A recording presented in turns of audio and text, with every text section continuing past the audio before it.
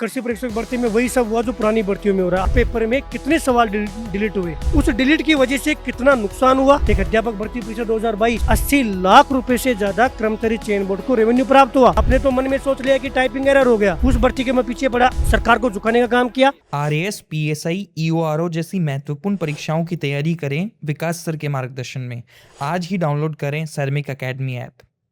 कृषि परीक्षक भर्ती में वही सब हुआ जो पुरानी भर्तियों में हो रहा है। आगामी आपको कुछ दिनों के बाद में एक बहुत विस्तृत जो है सरकार की तरफ से स्पष्टीकरण भी देखने को मिलेगा। उसको लेकर तैयारियां शुरू है। 2-3 दिन पहले मैंने भी रिपोर्ट सबमिट करवाएगा।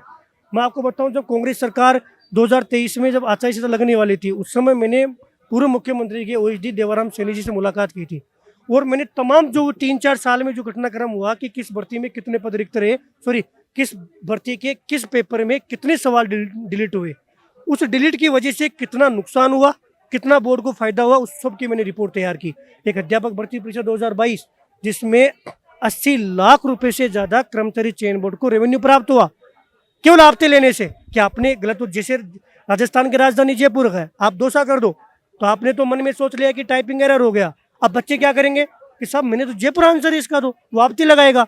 तो इस प्रकार से कितना रेवेन्यू प्राप्त हुआ केवल एक भर्ती से। अध्यापक भर्ती परीक्षा 2022 से कर्मचारी चयन बोर्ड को 80 लाख रुपए प्राप्त हुए आपती के नाम से। अब आप अन्य भर्तियों को आइडिया लगा लीजिएगा। उस भर्ती के मैं पीछे पड़ा, उस भर्ती में सरकार को झुकाने का काम किया। कर्मचारी चयन बोर्ड ने खूब जोर लगाया। हमने कर्मचारी चयन बोर्ड को भी बैकफुट पर लाने का काम करवाया। उस भर्ती का पुनः परिणाम निकलवाया। पुनः परिणाम से जो 2000 से ज्यादा अभ्यर्थियों का पुनः चयन भी करवाया, आज वो नौकरी कर रहे हैं।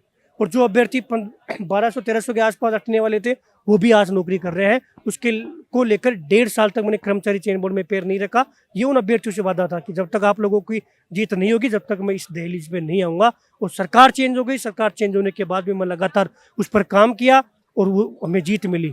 उसके बाद में कर्मचारी चयन बोर्ड ने हमसे वादा किया कि हम जो है आगामी भर्तियों में ऐसा नहीं होगा, जैसे पशु परिचय में मैंने नहीं होने दिया, चतुर्थ श्रेणी में मैंने नहीं होने दिया। अब समस्या क्या होती है, जैसे 2-3 भर्तियों में नहीं होता तो हमें ये लगता है कि कहीं ना कहीं अब सुधार हो गया तो फिर हमारी भी निजी लाइफ है। हम भी, क्योंकि मैं लंबे समय से इस मैटर में काम कर रहा था।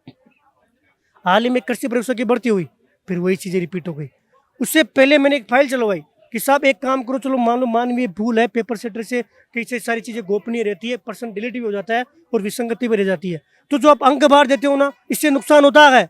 कई बार कर्मचारी चयन बोर्ड की तरफ से बयान आता है कि इससे कोई नुकसान नहीं होता। अरे साहब, बहुत बड़ा नुकसान होता है। आप ग्रुप वाइज इसमें अंक बढ़ाते हो।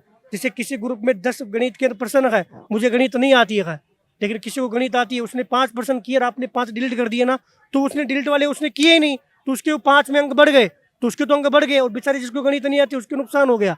अंक बार में भी नुकसान होता है। इसको लेकर कर्मचारी चयन बोर्ड ने फाइल चलाई थी कि क्यों ना अगर ऐसी कंडीशन हो जाए तो अंक बार की जगह हम बोनस दे देंगे। जैसे 150 नंबर का पेपर है, 10% डिलीट हो गए, 10 नंबर का मैटर डिलीट हो गया, तो फिर आप 140 में से कट ऑफ निकाल दो, सबके लिए बराबर है।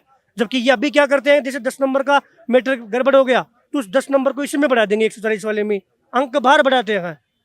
प्रश्नों में जो टोटल अंक होता है वही होता है। हम कह रहे सब आप बोनस दो, और बोनस का वो आरपीएससी से किसी कारणवश से कोई लीगल इशू था, उसकी वजह से वो फाइल वापस आ गई थी। और अब पुनः मैं इस मांग को लेकर भी प्रयास करूंगा। आज कृषि परीक्षक का कोर्ट में जाने का एकमात्र रीजन है कि कर्मचारी चयन बोर्ड ने वापस वही गलतियां शुरू कर दी। कौन सी वाली? जो 80 लाख रुपए रेवेन्यू प्राप्त हुआ था। अध्यापक भर्ती लेवल 1 कोर्ट में है। क्यों है? क्योंकि वही गलती उन्होंने रिपीट कर दी, वही सवालों का मैटर है। आप सिर्फ 150% नहीं बन रहे। एक युवा अपनी पूरी तरुणाई को खोता है। आप जयपुर सहित किसी भी, आज तो गांव-गांव में जाके देखिए, हर लाइब्रेरी में युवा दिन रात पढ़ता है, बहनें दिन रात पढ़ती है, उनके अभिभावक किस प्रकार से उनको स्टडी करवाते हैं उनका वही जानते हैं। ऐसी स्थिति में वो उम्मीद करते हैं कि 5 साल 4 साल में एक भर्ती आती है और आपसे 120% नहीं बन रहे, और आप ये चाहते हो कि आपको वाहवाही हो, आप ये साबित करना चाहते हो कि आपने बहुत बड़ा जो है युवाओं पर एहसान कर दिया, प्रदेश में आप शानदार काम करे हो। नहीं, आपको इस पर ध्यान देना चाहिए। और बीच में जरूर कम हुआ था। जूनियर अकाउंटेंट में 23% डिलीट हुए, 69 अंक। गुणोत्तर अंक के बाद में आप सोचिए, इस भाई के मेरे भाई के, इसके गुणोत्तर अंक बढ़ गए, मेरे गुणोत्तर अंक कम हो। 23% डिलीट होने से मैं तो बाहर हो गया। इसको पता ही नहीं था कि मेरे 70 अंक बढ़ जाएंगे। 70 नंबर बढ़ा दिए, इसको आपने जूनियर अकाउंटेंट बना दिया। आपने तमाम उन भर्तियों में, सूचना सहायक भर्ती हो, सारी भर्तियों में खेल किया है। एक भी ऐसी भर्ती नहीं है जो बिना विसंगति आप ये कह सको कि इस भर्ती को हमने बिना विसंगति पूरा करवाया। तो ये दुख है, और एक कृषि परीक्षक के माध्यम से पुनः संज्ञान में है, और माननीय न्यायालय ने इस पर स्टे दिया है। लेवल 1 के माध्यम से है, उस पर भी स्टे दिया है। कल लेवल 1 के अभ्यर्थी भी मिलकर गए थे, उनकी पीड़ा मैंने जो है इसी हिसाब से और सीए साहब के समक्ष रखिएगा। मैं आपके माध्यम से बोर्ड से भी निवेदन करूंगा कि कम से कम इन विसंगतियों को हाथ जोड़कर निवेदन है, क्योंकि सिर से पानी ऊपर जा चुका है। हम 6-7 साल, मैंने 3 साल इस पर काम करके देख लिया। 3 साल मैंने जहां डोक लगाना है वहां डोक लगाकर काम किया। आपने बीच में सुधार जरूर किया, लेकिन पुनः आप वही गलतियां कर रहे हो। कम से कम ये विसंगतियां तो दूर होनी चाहिए, ताकि भर्तियां कोर्ट में भी नहीं अटके और इनको पीड़ा तो नहीं हो।